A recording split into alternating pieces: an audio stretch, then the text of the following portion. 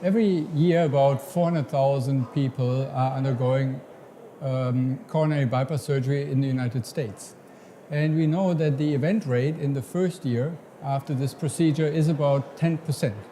That means stroke, myocardial infarction, revascularization, or even cardiovascular death occur quite frequently. And one way to decrease the risk is to optimize antiplatelet therapy. The standard currently is with aspirin, and the question was whether any other novel antiplatelet agent may do any better than aspirin in these patients.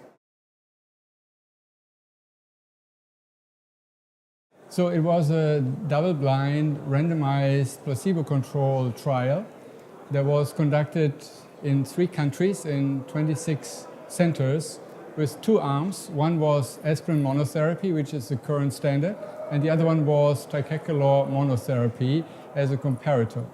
The study medication was started immediately. That means ideally within the first 6 hours after bypass surgery, and was continued for 1 year.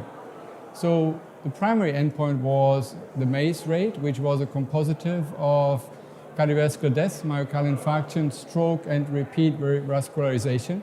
And we were expecting an event rate of about 13% in these patients that were patients with triple vessel disease, with 2 vessel disease and impaired LV function or left main stenosis.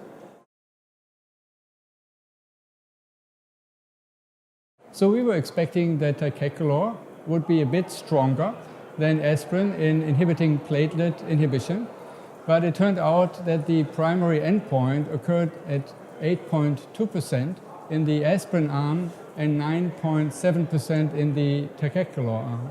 That means there was even a slightly higher event rate in the ticagleror arm, such that the Data Safety Monitoring Board, after we had been halfway into the study, suggested to stop recruitment and call it a futile trial.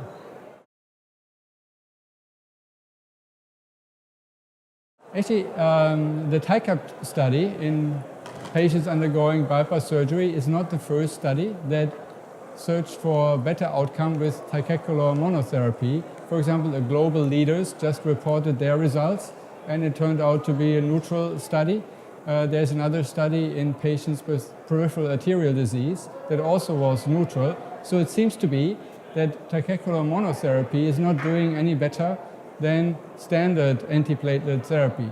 So the question now is, of course, if one wants to improve the outcome in these patients, what is the optimal dual antiplatelet therapy? What kind of agents and what is the ideal length of treatment to further decrease event rate, for example, in patients undergoing bypass surgery?